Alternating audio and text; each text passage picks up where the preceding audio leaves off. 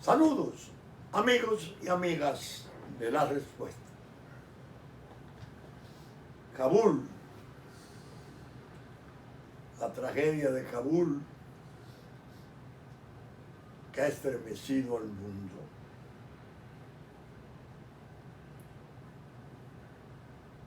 Merecería desplazar la pandemia del primer punto a tocar en La Respuesta, como lo vengo haciendo desde hace más de año y medio.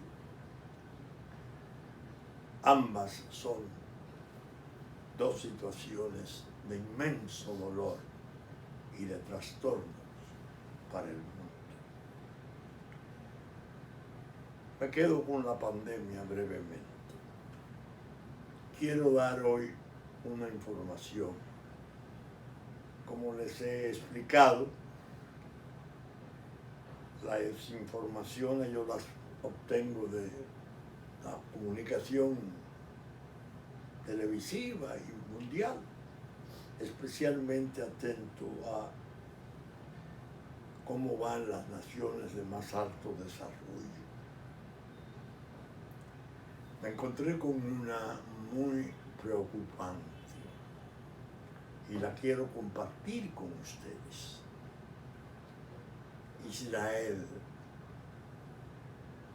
Israel fue un modelo en la vacunación.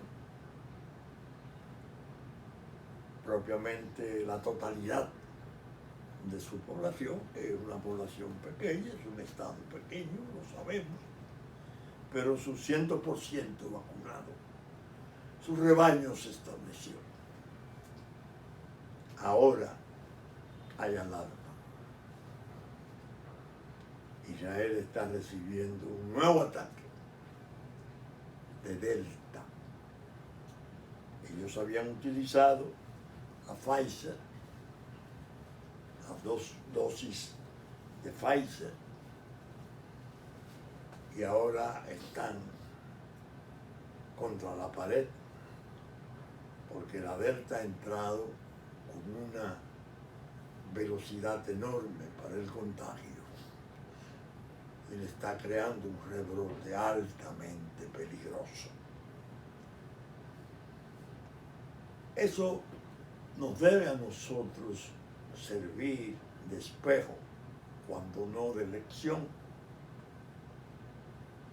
porque estamos, como explicaba, en la ruleta rusa de salud o normalización económica de la vida. Y es una ruleta rusa, según he dicho. Estamos abriendo y abriendo, ha ido desapareciendo todo el proceso de restricción y cuarentena. Pero atender lo que está ocurriendo en otras partes importantes del mundo. Hoy traigo el ejemplo de Israel para dejárselo a ustedes como tarea para el cuidado, para la prudencia. Vacunados o no, aún vacunados, para mejor decir, hay que tener cuidado.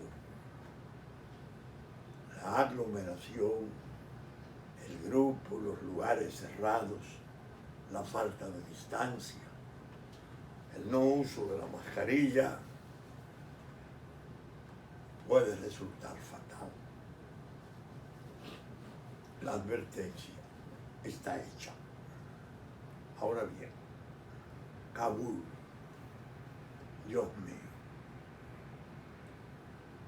uno no sale del asombro doloroso de esas escenas en su aeropuerto.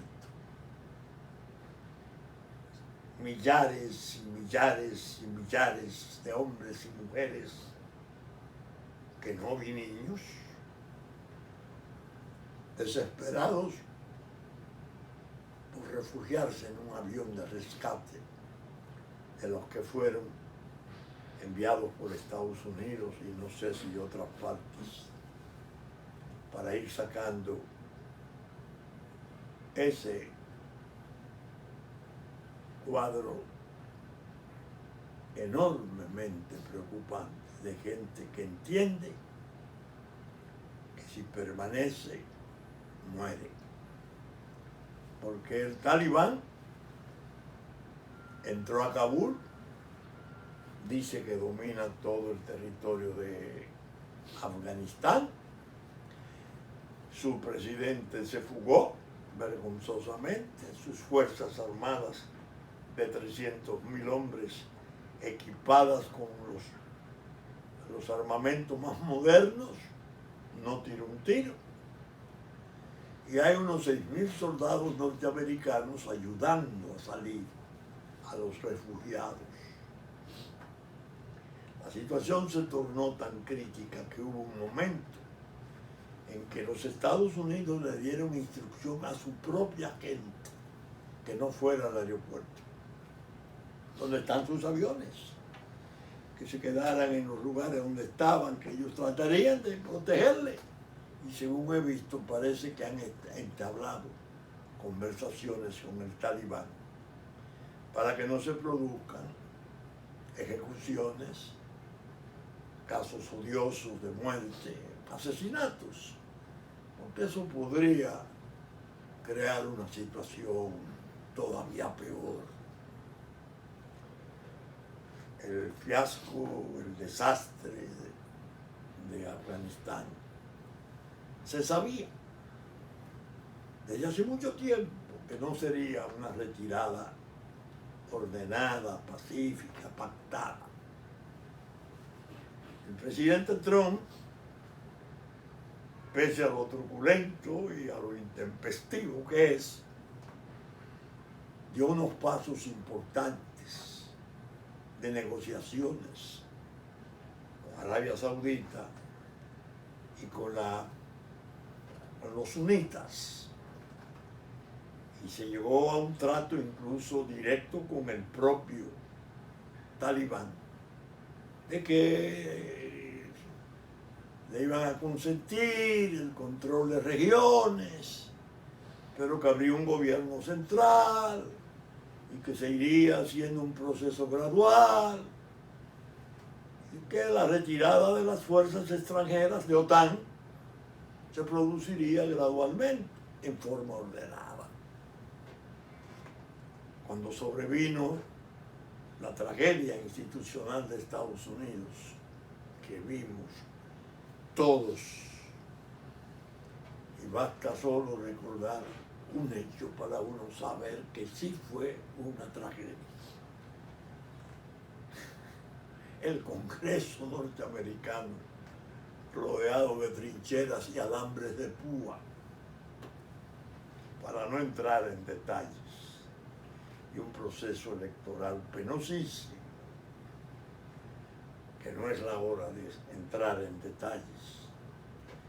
El hecho es que el nuevo presidente, el presidente Biden, llega y comienza a desmantelar todas las políticas de Donald Trump. En la migratoria barrió con todo lo que el otro había avanzado o había creado, que para ellos los demócratas no era un avance, sino un atraso. En el área social solicitó fondos infinitos, bueno, porque estaban borrando a Trump. Parece que en la voladura de Trump se animaron tanto que el propio presidente dijo: nos vamos en 4 meses, llueve o ventee. Le puso fecha a la salida. Ignoró todo cuanto se había convenido, pactado. El Talibán cayó en cuenta rápidamente de que venía una administración que le había fijado fecha a su salida y que no iba a producir ninguna reacción de fuerza a un ataque de ellos. Y comenzó su proceso de ocupación total hasta que entró a Kabul triunfante y se aposentó en una casa de gobierno y es gobierno en Afganistán. Yo he pensado en estos días mucho y tengo una experiencia que la quiero contar, que parece una digresión muy personal, pero tiene algún contenido. Siendo yo presidente del Consejo Nacional de Drogas, vino a visitarnos en su primera visita, que fueron 5, el doctor Pino Arlaqui, secretario general de ONU para el Programa Mundial de Lucha Antidrogas, con asiento en Viena, capital de Austria. El doctor Arlaqui vino. Recuerdo que lo fui a saludar al Hotel Quinto Centenario de entonces, no sé ahora cómo se llama. Un hombre amable, hablaba bastante español, ya yo había visto, se trata de un sociólogo criminal importantísimo de Italia, que fuera como hermano del juez Falconi, y una autoridad mundial en la lucha antidrogas. ¿Qué ocurrió? Que al saludarnos, me acompañaba un distinguido amigo, un médico que trabajaba en los programas, nos dijo: estoy un poco fatigado porque llegué el domingo a Roma, estaba en Afganistán, pero tenía esta cita y no la quería comprometer. Y yo le pregunto: ¿y cómo le fue en Afganistán? Estoy hablando del año 97. El Talibán en plenitud, con el control casi total de Afganistán, y todo imponiendo sus brutales medios de represión, especialmente contra la mujer. El problema de la educación de las mujeres, la prohibición de las niñas de más de 10 años de ir a la escuela, la prohibición de la mujer salir sola a la calle, tiene que salir o con el esposo, el hermano o el padre, so pena de ser lapidada y fusilada, muerta, embosada en uno de esos mantos que le cubre la cara totalmente. El doctor Arlaqui se sonríe y me dice: mire, yo hablé con ellos, me recibieron en el más alto nivel. Es gente complicada. Me dijeron esto: mire, nosotros sabemos exactamente dónde están las plantaciones de amapola, que es la planta que da el básico para la heroína. El mercado de heroína mundial se origina en Afganistán, en las inmediaciones de Irán, en la frontera de Irán. Ahí están los señores de la guerra.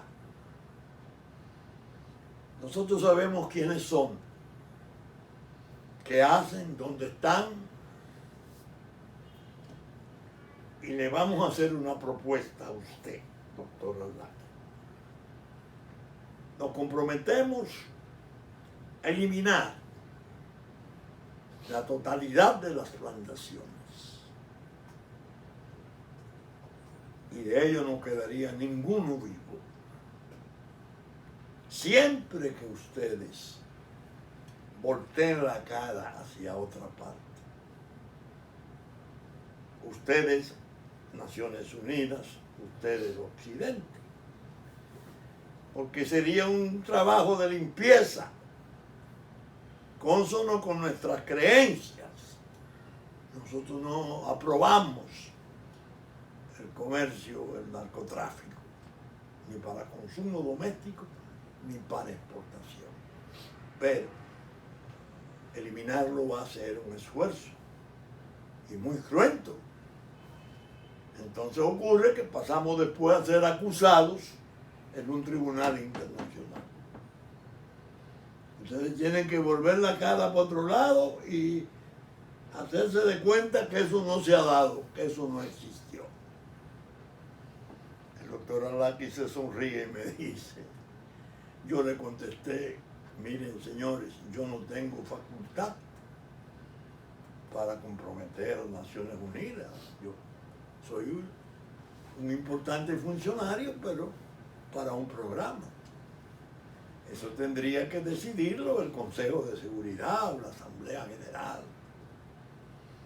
Le dicen de repente, no hay trato entonces.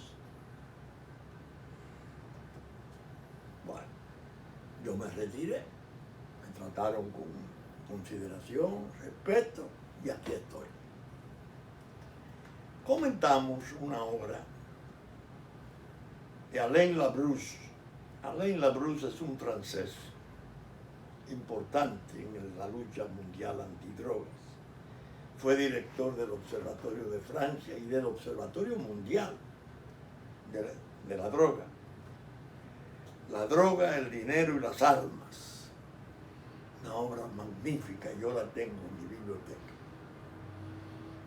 Y él describe ahí todo lo que Irán, Afganistán, especialmente en el lado fronterizo con Irán, constituye como problema para el mundo, como fuente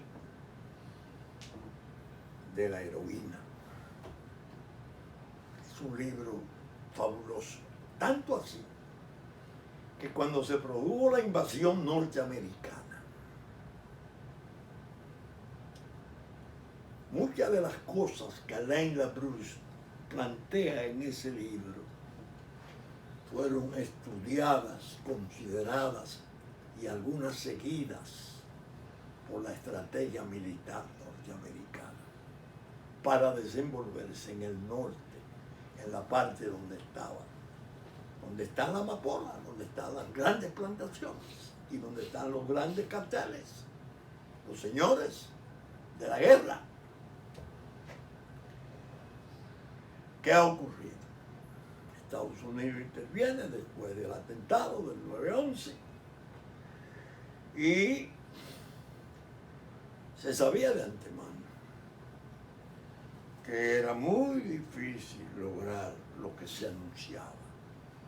Crear democracia por elecciones libres y liberar a aquel pueblo de ese yugo. Que por cierto, vi en Netflix una película que se la recomiendo a ustedes. Es War Machine, máquina de guerra, de hace 6 o 7 años. Interesantísimo, porque es la historia de un general norteamericano, un idealista, excepcionalmente valeroso y un líder que había trabajado en Irak y lo mandan allá a Afganistán a ver cómo podía ser, porque era tenía mucha empatía con las masas, se iba a los barrios, a los campos, con sus tropas, no solo peleaba, sino que captaba. Esa película es interesantísima, yo la volví a ver hace 2 días. El diálogo y las cosas que ocurren ahí, señores, hace 7 años. Ahora es cuando se entienden mejor, cuando ha pasado el desastre. Un pobre hombre fue desoído en la administración del presidente Obama. Él le llevaba un plan para explicarle al presidente Obama y se iban a juntar en París, pero no hubo manera de hablar con el presidente. Le hicieron la cita 3 veces. No, general, yo tengo otro compromiso. Bueno, eso fue. La película, véanla. War Machine. Ahora bien, ¿qué significa todo este desastre? este desastre tiene implicaciones mundiales. Porque inmediatamente se produjo en grande escala el colapso, lo que llaman el nuevo nombre de la vergüenza norteamericana, Kabul. China y Rusia anuncian primero ejercicios conjuntos de sus dos ejércitos colosales. Segundo, vamos a ir a reconstruir Afganistán. Las relaciones entre China y el Talibán son al parecer excelentes. China tiene la historia milenaria de la ruta de la seda, pero ahora está entrando otra vez. Eso tiene implicaciones internacionales de proporciones infinitas, difíciles de poder predecirlas con precisión. Es decir, que el mundo en esta semana asistió presencialmente, pudo ver, a un desastre que debe prepararse el mundo para entender que tendrá consecuencias por mucho tiempo.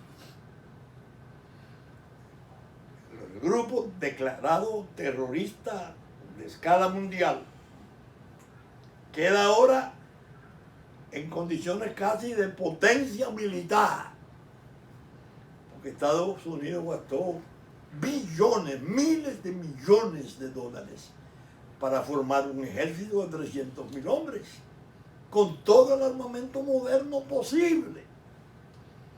Ahora es el Talibán el que va a ser la potencia militar.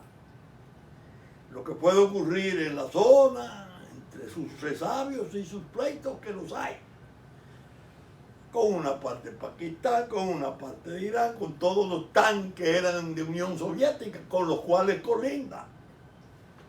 Eso no es fácil, pues, programarlo. ¿Y cuál va a ser el papel de las dos superpotencias, China y Rusia? Ya en un trato agradable, porque Rusia va a ir a eso, borrando la invasión de Unión Soviética, que fue muy dura, y salieron en esas mismas condiciones, con la sábana por un canto, porque en Afganistán históricamente se ha probado.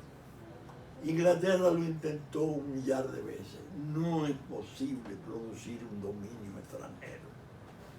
No es posible. Y llegó ahora.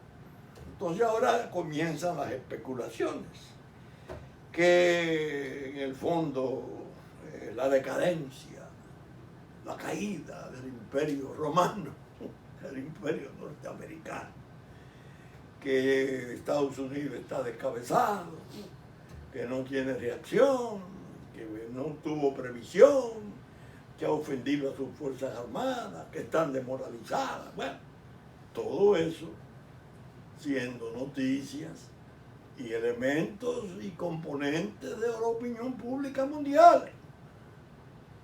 Si eso no es un decir, está ahí. Hay muchos signos que indican que hay posibilidades de cosas parecidas. Y eso es difícil entender que pueda ocurrir lisa y llanamente, sin consecuencias. Lo que indica que la paz del mundo está en una nueva estación del calvario previsible de guerras peligrosas, no simplemente regionales, el peligro incluso de que se pueda destapar un gran conflicto de escala mundial entre las potencias que tienen de por sí las riñas y las pugnas del comercio y de los espacios. Un presidente Xi Jinping que dice hace 2 meses a sus soldados 15 millones, un ejército pequeñito, 15 millones de efectivos. Limpien sus armas y prepárense para la guerra. un Putin de Rusia que le dice a los ingleses, ¡hey! A OTAN especialmente, fue a OTAN que le dijo, si vuelven a provocar en el Mar Negro, los vamos a desaparecer. Óigame, eso está ardiendo. Pero bien, vamos a confiar en Dios que todo pueda pacificarse y que no termine en una nueva y gran tragedia de la humanidad.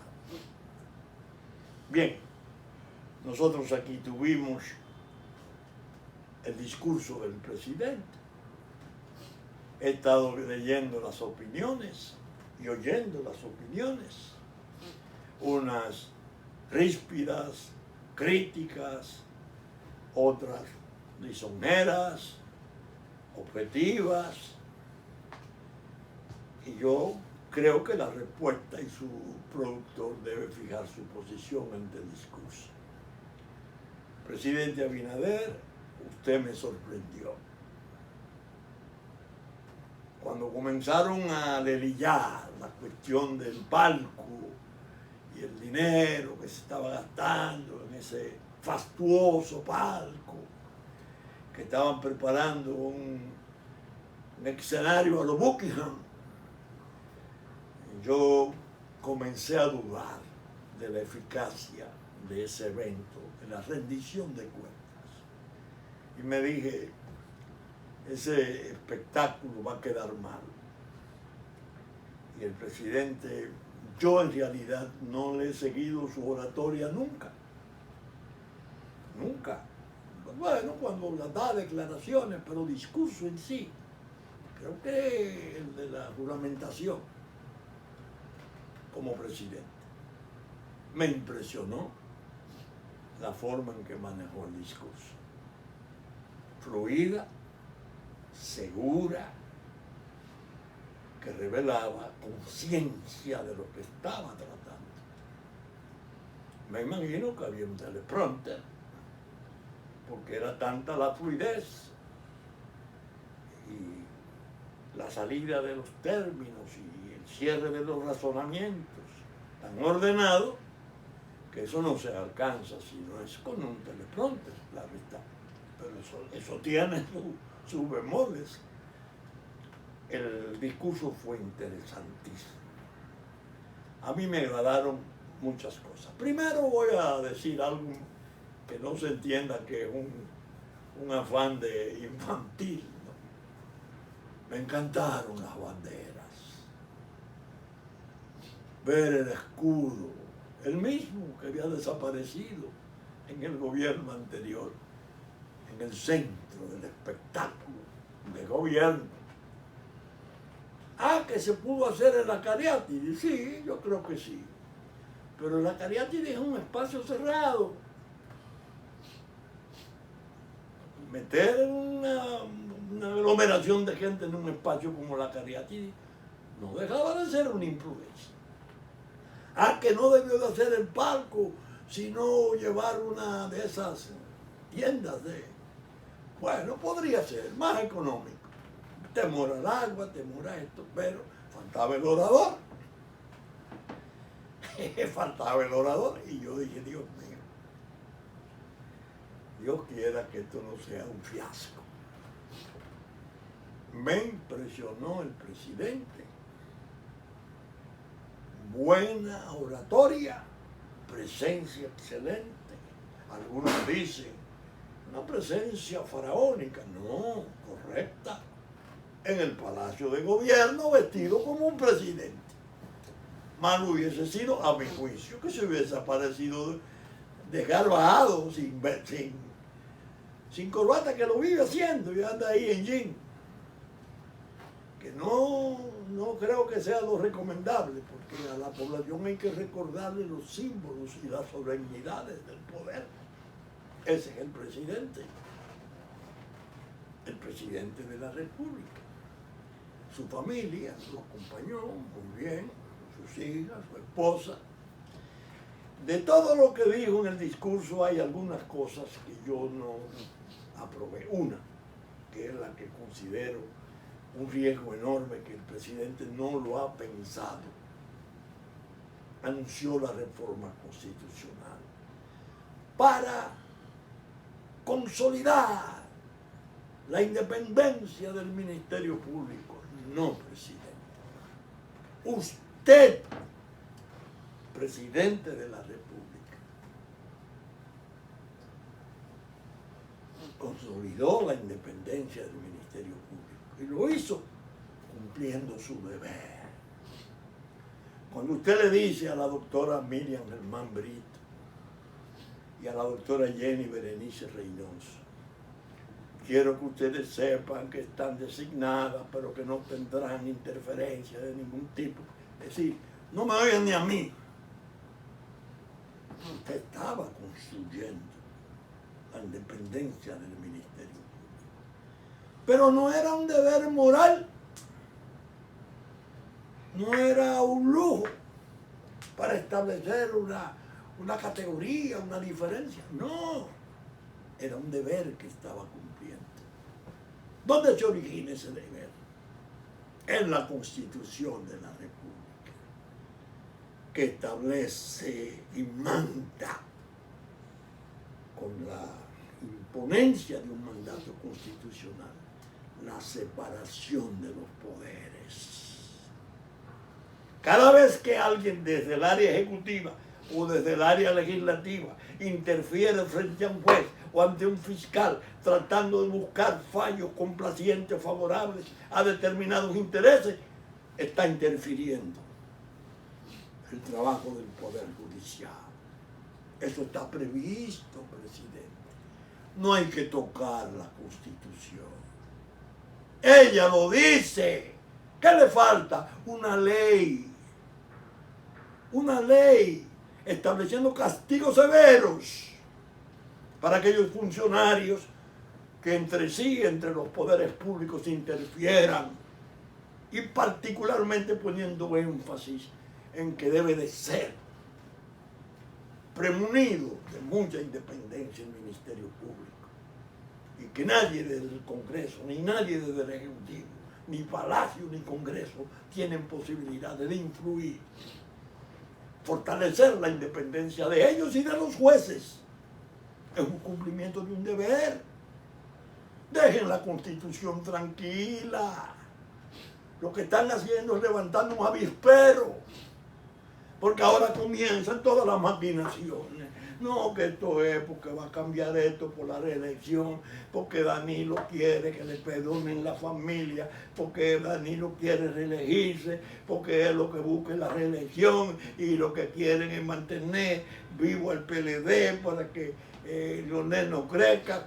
Todas esas maquinaciones y bajezas de las rémoras de la política. Presidente, no se aparte de su posición. El presidente de los Estados Unidos, no desde el principio de esa gran democracia, designa el fiscal general de Estados Unidos. ¿Qué le ponen como cortapisa? El control del Senado. El nombramiento tiene que aprobarlo el Senado. Punto. Pero usted se pone a reformar esa Constitución y crean un organismo de esos que se logran hacer con presencia de los poderes fácticos, y el narcotráfico internacional termina dirigiendo el Poder Judicial dominicano. Es el presidente, el primero obligado, el legítimo, el que emana de la voluntad popular, el que tiene la responsabilidad de respetar la independencia de ese poder público, porque la Constitución de su país así se lo manda. Entonces somete un proyecto de ley y dice, no, pero no es una declaración así como ella tiene, vamos a sacar consecuencias. El que viole esa separación de los poderes comete una infracción y lo vamos a condenar severamente. Eso sí, ese es un trabajo importante. Por eso no me gustó la iniciativa. Naturalmente, habló de la verja muro. Y digo algo que yo quiero comentar. Fue muy correcto cuando se refería a obras por emprender y la necesidad de diseño y de cálculo y de preparación. Pero habló también de la terminación de obras, que ese es uno de los gravísimos errores que han predominado en el país. No ha hecho nada. Lo que hizo fue terminar. Señores, la terminación de la obra es una obra de gobierno por la continuidad del Estado. Esa obra tiene 7 años, no lo han hecho. El que llega la termina. Eso es una obra de Estado. Es más, yo me atrevería a sugerirle al presidente Abinader: generen un ministerio. ¿Usted sabe para qué, presidente? Para el mantenimiento de las obras públicas. Es decir, ustedes construyen, en poco tiempo ya comienza el deterioro. Y ahí vemos una cantidad de ruinas, obras importantes. Y eso es una obra de buen gobierno. No hay por qué ofenderse. No, yo te terminé el hospital que tú tenías 7 años que no me lo hacías. Pero estoy dando el servicio. Bueno, eso es una colaboración. Ese es mi mérito. Ahora compartido porque los otros le emprendieron. El llamado a la unidad fue interesante, pero no me gustó que no silenció, no reveló, sin querer silenciarlo. Pienso que fue una omisión, que la unidad, donde se hace precisa, donde se hace crucial, es en los trastornos de soberanía, de territorio, de nacionalidad, fruto de aquellas barbaridades que se cometieron contra la República en la administración pasada. Muy bien, habló de la importancia de ese Ministerio Público logrado, correcto, de su obra. No habrá, presidente, oportunidades para la chismografía política, que de ahí surgen las conspiraciones, de ahí surge todo lo peor. Dejen la Constitución tranquila. Mientras menos la toquen, al contrario, completen. Tiene 5 o 6 leyes pendientes de ser dictadas. No se han dictado, ordenadas por ella misma. Es un problema cultural. Y que el candidato de hoy, que va a una candidatura a la presidencia, entre sus obligaciones figure respetar al Poder Judicial, no ingerirse en las políticas. Que de todos modos el Consejo de la Magistratura creó ahí algo que es interesante, porque hay una mezcla de poderes, hay jueces, hay legisladores, y eso pasa. Pero en el fondo, olvídense, la fiebre no está en la sábana. Es el liderato, es el ejemplo. El hombre que dice, no, ese respeta lo que se pueda producir en justicia. Bueno, bien, el discurso fue en general optimista. Y yo creo que un optimismo necesario en medio de tantas aflicciones, lo que yo llamo el optimismo básico. Claro, que tendrá dificultades, naturalmente, que tendrá que buscar los recursos por préstamo, naturalmente, porque la cantidad de obras por hacer y que están en proceso de diseño y preparación, no hay recursos propios para hacerlo. Sin embargo, hay una cantera que yo no sabía, señores, que esto era de esas magnitudes. Yo escribí en la pregunta de este miércoles y hice una afirmación refiriéndome a los vicios grupales de la administración anterior, que habían sido tan rapaces y se habían abrazado de capitales infinitos, que habían batido los récords de la corrupción histórica nuestra, incluyendo los tiempos de tiranía. Y me dice un amigo, pues tú te pasaste. porque está la de Trujillo. Si a Trujillo tú le calculabas los ingenios, todas las propiedades que tenía el ladrón más grande, se lo dejó al pueblo. Obligado porque no se lo podía llevar. ¿Y dónde están? Empresas, ingenios, una cantidad de bienes infinitos del pueblo. Quedaron. Ahora dime, de estos robos descomunales que se han estado cometiendo, que solo hemos visto la punta del iceberg, con 3 procesos abiertos. Calcula la cantidad de millones de dólares y pesos que eso significa. Entonces a un amigo le hice un relato, que lo voy a hacer por primera vez. Yo lo tenía reservado para mi memoria de lo que pude vivir. En el año 61, yo tenía una relación muy estrecha con los generales Rodríguez y Chavarría, Rafael y Santiago. Santiago era su jefe del Estado Mayor de la Fuerza Aérea, Chaguito, y Rafael el comandante de la base de Santiago. La volvieron una base tan potente, quizás en un momento más potente que San Isidro, los 2 hermanos. Alfredo Inver MacGregor era el segundo en el mando en Santiago, que era como mi hermano. Y estuvimos viendo las cosas como iban. Me contó a mí un amigo muy querido, discreto, prudente, hasta lo indecible, Néstor Contín Aybar, que en paz descanse. Fue consultor jurídico, subconsultor primero, después presidente de la Suprema Corte de Justicia, un hombre excelente, un ciudadano bondadoso y correcto. Días antes del 19 de noviembre, cuando se produjera el levantamiento de la base de Santiago bajo el mando de Pedro Rafael Rodríguez Echavarría, recibió Balaguer a un emisario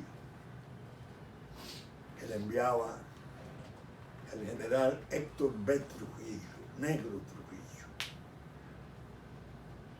Ese amigo le dijo confidencialmente: la gente se va.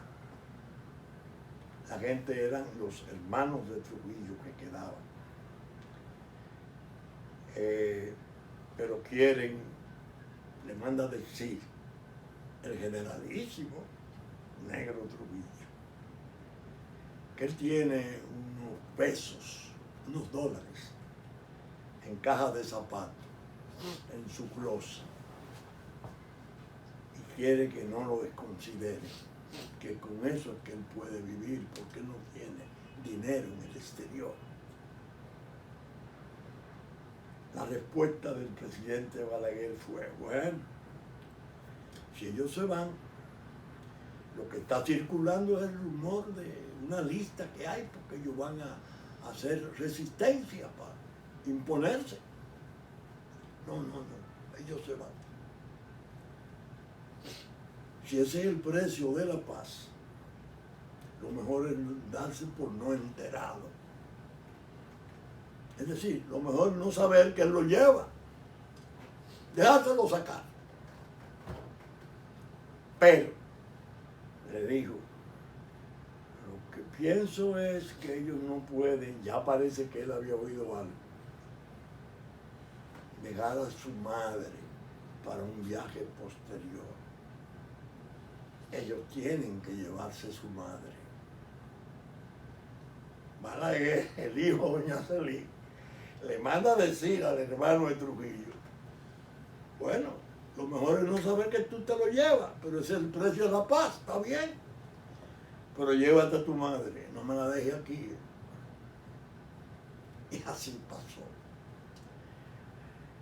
Cuando viene el levantamiento y salen huyendo y el los aviones vienen a San Isidro y hay cohetes en los tanques. Bueno, un lío inmenso. Una revolución militar. Al cabo de unos días, Balaguer le pregunta al emisario, según me decía, no me dijo quién era el emisario. Y por fin, ¿qué dinero era que llevaba? Eran 11 millones de dólares. En cajas de zapatos, pero serían muchas cajas de zapatos. Bueno, eso fue. ¿Por qué traigo yo esto a cuenta? Ahora, se acaba de producir un hecho desconcertante. Un juez muerto. Y por eso que yo tengo tanta fe en que el Poder Judicial nuestro se va a repotenciar. Va a ser un poder público verdadero. Negó un amparo que le había solicitado un hermano del presidente Medina. Se suscita en el proceso que se han congelado 40 millones de dólares y 600 millones de pesos en bancos nacionales.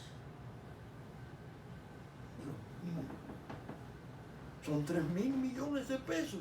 Aquí solamente. La inferencia que se hace es, pero si eso es aquí en los paraísos, debe de haber 3 veces eso.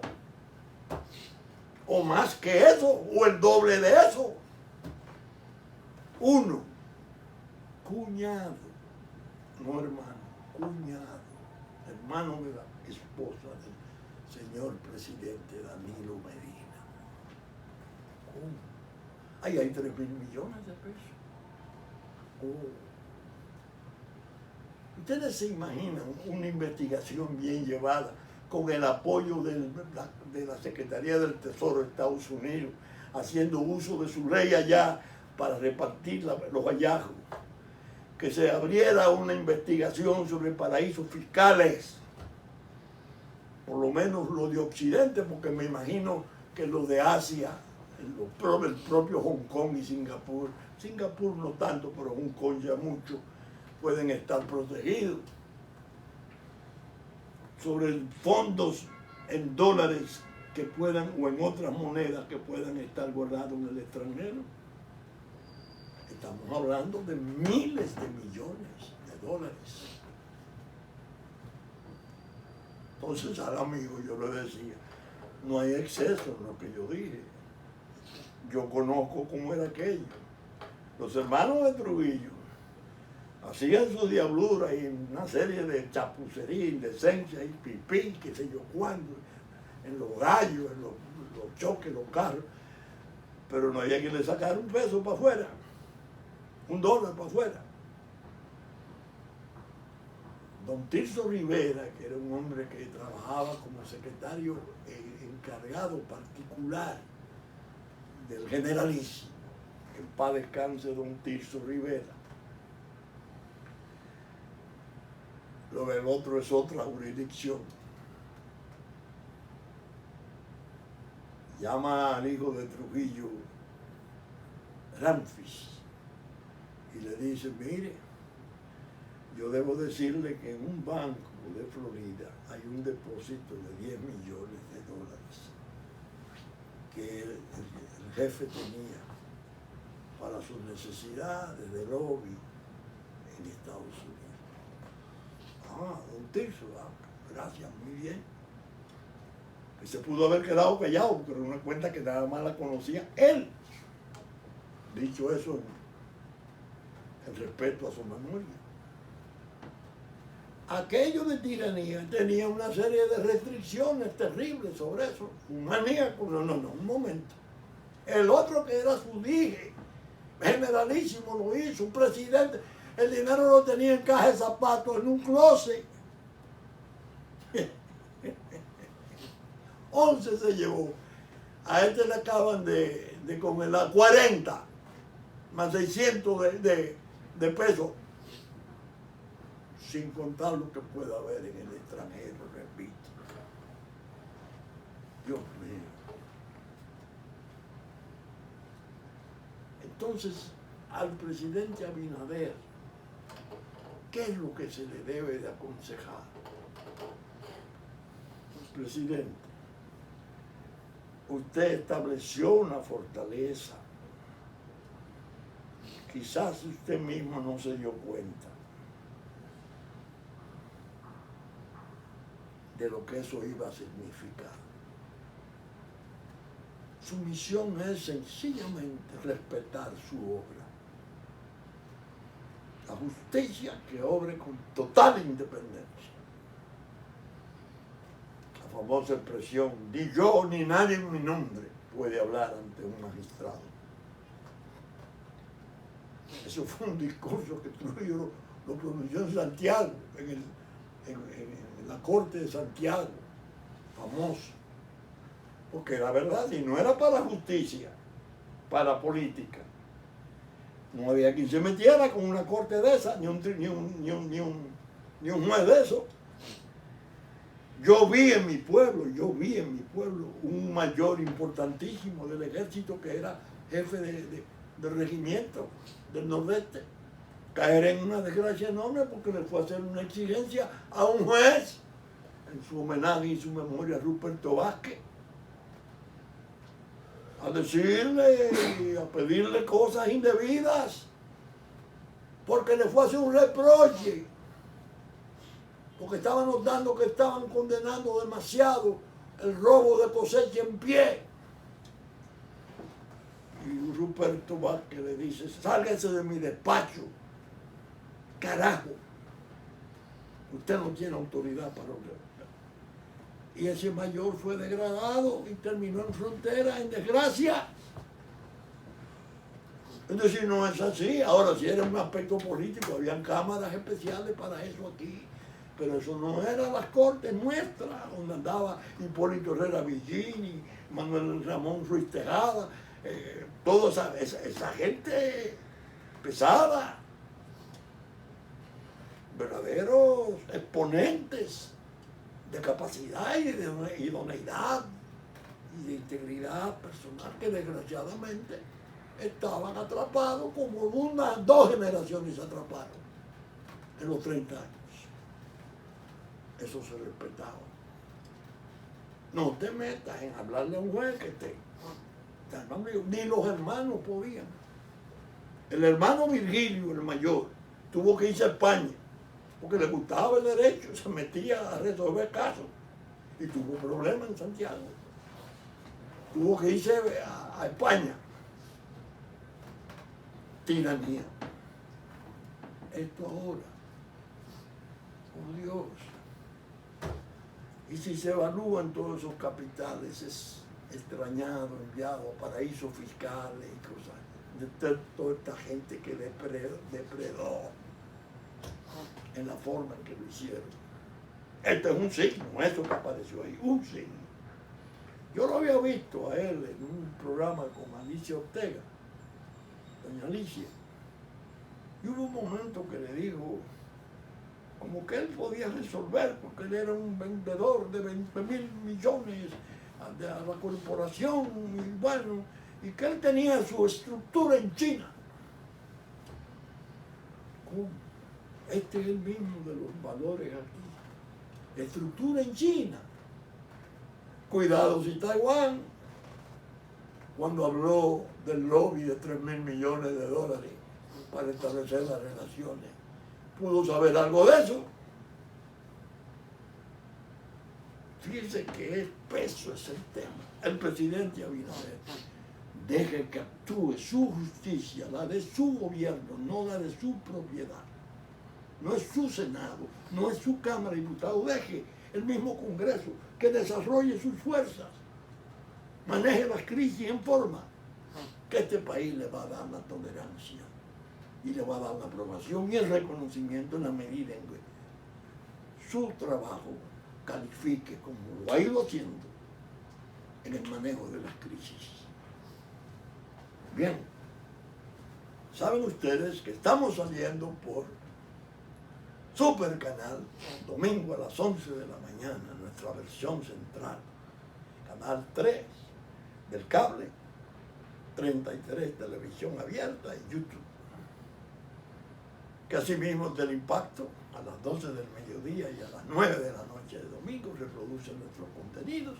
Y en YouTube sale este programa después de las 12 del mediodía de domingo. Con la gracia de Dios esperamos estar con ustedes en la entrega de una nueva respuesta el próximo fin de semana. Muchas gracias y hasta entonces.